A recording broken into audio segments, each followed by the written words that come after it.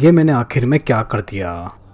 मेरा नाम हनी है और मैं लगभग 30 साल की हूँ। मैं हर दिन रात को ऑफिस से आने के बाद डेली घंटों तक इंस्टाग्राम पे बैठकर अपने आर्ट वर्क को सेल करने के लिए, यानी कि मेरी पेंटिंग्स को सेल करने के लिए कोई क्लाइंट्स वगैरह ढूंढती थी ताकि उनको बेचकर मैं कुछ पैसे कमा सकूं। लेकिन काफी दिनों तक मुझे सर्च करने पे कोई भी ऐसा क्लाइंट नहीं मिला था जिसको मैं अपनी पेंटिंग बेच सकूं। तो बस ये चीज से फ्रस्ट्रेट होते हुए मैं अपना इंस्टाग्राम बंद करने ही जा रही थी कि तो तभी ही आउट ऑफ नोवेयर एक बंदे का मुझे इंस्टाग्राम पे शॉकिंगली डीएम आया, जो कि बिल्कुल ही मेरे कॉन्टेक्ट से बाहर कोई अनजान आदमी था।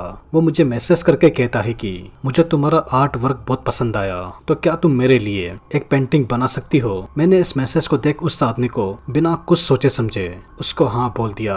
तो बस मेरे हाँ बोलते ही उस आदमी ने मुझसे मेरी प्राइस पूछी। तो उस वक्त मुझे पता नहीं था कि जो पेंटिंग्स मैं बनाती हूँ उसकी असल वैल्यू क्या है। तो बस इसी ही चीज को देखते हुए मैंने उस आदमी को 8,000 रुपए कह दिए। लेकिन जैसे ही मैंने उसको अपना प्राइस का मैसेज लिखा तो उसका रिप्लाई आते ही मैं एकदम से शॉक्ड हो गई थी, क्योंकि उसने मुझे रिप्लाई देते हुए ये कहा कि मैं अपनी बनाई हुई पेंटिंग्स को बहुत ही सस्ते में बेच रही हूँ। तो इस चीज को देखते हुए उस आदमी ने मुझे एक ऐसा ऑफर दिया जिसने आगे चलकर मेरी पूरी जिंदगी बदल दी। क्योंकि जहाँ पर मैं अपनी पेंटिंग के 8 से 10,000 रुपए मांग रही थी, वहां पर वो आदमी मुझे उसी ही पेंटिंग के तकरीबन 1.5 लाख रुपए दे रहा था, सिर्फ और सिर्फ एक पेंटिंग के लिए। मैं दिन रात उस पेंटिंग पे काम करती रही। तो पेंटिंग बनते ही मैंने 1 हफ्ते बाद मैंने उसको वो पेंटिंग भिजवा दी और पैसे मेरे अकाउंट में आ गए जैसा कि उसने मुझे कहा था। तो उस दिन मुझे ऐसा लगा कि शायद मेरे इस पेंटिंग वाली आर्ट की भी कोई कीमत है। तो खैर इस इंसिडेंट के बाद से मेरे उस आदमी से डेली रात को बात होने लग गई। तो काफी दिनों तक ऐसे ही बातचीत के दौरान उसने मुझे बताया कि वो भी एक आर्टिस्ट है, लेकिन उसकी एक लाइन ने मेरे अंदर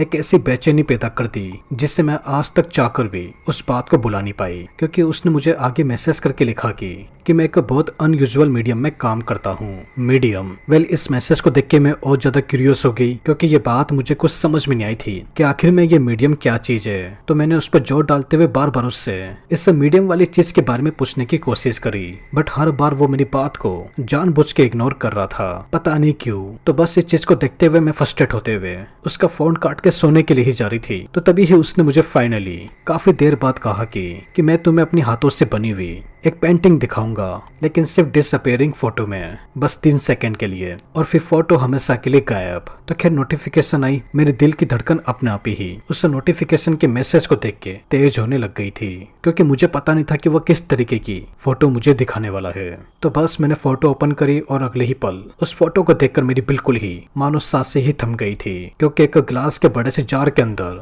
एक असली बकरे का कटा हुआ शॉकिंगली सर उसके अंदर रखा हुआ था। उसके आसपास का लिक्विड काला और हरा सा था, जैसे कि उसने सालों से उसे बकरे के सर को केमिकल से संभाल के रखा हो। लेकिन असली खौफ तो इसके बाद शुरू हुआ, जो मैंने बिल्कुल भी इस आदमी से एक्सपेक्ट नहीं किया था, क्योंकि उसने उसे बकरे के होठ काट दिए थे ताकि हमेशा के लिए उसके दांत खोपड़े से बाहर दिखते रहे, और हर दांत के ऊपर कुछ बड़ी ही अजीब सी सिंबॉलिक भाषा में कुछ बना हुआ था। उस बकरी की आंखें बिल्कुल भी नॉर्मल नहीं थी, जैसे कि किसी ने उसकी असली आंखें निकाल कर उसके जगह चमकते हुए पत्थर या फिर कोई मेटल की आंखें लगा दी हो। सिर्फ 3 सेकेंड, बस 3 सेकेंड, और वो तस्वीर मेरे दिमाग से कभी नहीं निकली। उस पल मुझे पहली बार ऐसा एहसास हुआ कि मैं जिस इंसान से इतनी दिनों से बात कर रही थी वो सिर्फ एक आर्टिस्ट नहीं था, बल्कि एक बड़ा ही खतरनाक तांत्रिक था, क्योंकि उसकी आर्ट बिल्कुल भी नॉर्मल नहीं थी और शायद वो खुद भी नॉर्मल नहीं था। मैं खुद को बार बार ये समझाती रही कि ये सिर्फ एक डिस्टर्बिंग आर्ट वर्क है, किसी क्रिपी आदमी की इमेजिनेशन की। लेकिन मेरे अंदर अभी भी कहीं ना कहीं एक आवाज बार बार ये कह रही थी कि नहीं, ये फोटो जो थी, जो मैंने अभी देखी थी, वो इमेजिनेशन ना होकर बल्कि असली थी। क्योंकि उस एक फोटो ने मेरी क्यूरियोसिटी को बस 3 सेकंड के लिए देखते ही डर के अंदर बदल दिया था, और मुझे बिल्कुल भी अंदाजा नहीं था कि यह सिर्फ एक शुरुआत थी। क्योंकि अगले मैसेज में मुझे कुछ और भी इससे भी भयानक कुछ ऐसा दिखाने वाला था, जिसको देखने के बाद मैं कई दिनों तक तो छोड़ो कई सालों तक ठीक से उस पेंटिंग को देखने के बाद सो नहीं पाई थी। क्योंकि अगले मैसेज में उसने मुझे एक बकरी की नहीं बल्कि एक बंदर की कटे हुए सर की फोटो भेजी, जो कि इस बंदर के साथ इस आदमी ने बहुत ही बुरी तरीके से टॉर्चर करके उसको मार के उसका सर ही काट दिया था, जो कि इस फोटो को देखकर मेरी डर के मारे सांसें रुक गई थी। तो बस इन दोनों ही फोटो को देखकर मैंने अपना फोन ही लॉक कर दिया, क्योंकि अब और फोटोज देखने की मेरे अंदर हिम्मत नहीं बची थी। लेकिन बात अभी यहाँ पर ही खत्म नहीं होती, क्योंकि अब वो बंदा एक ऐसा मैसेज करने वाला था जो शायद शायद मेरी लाइफ का आखिरी मैसेज बनने वाला था, क्योंकि अब उसने अपने आखिरी मैसेज में अब किसी जानवर की नहीं बल्कि शॉकिंगली मेरे कटे हुए सर की फोटो भेजी थी, क्योंकि अब उसका अगला टारगेट मैं थी। एंड बस इसी के ही साथ हमारी आज की ये स्टोरी एक बड़े ही मिस्टीरियस वे में ठीक इधर ही एंड हो जाती है। अब दोस्तों, अगर आप सभी को ही ये एनिमेटेड स्टोरी अच्छी लगी हो तो चैनल को सब्सक्राइब किए बिना और वीडियो को लाइक किए बिना बिल्कुल ही मत जाइएगा, क्योंकि मैं अपने आने वाली वीडियोस के अंदर ऐसी ही और क्रीपी और स्कैरी वीडियोस आपके लिए लाता रहूंगा। तो वेल, तब तक के लिए take care and peace out.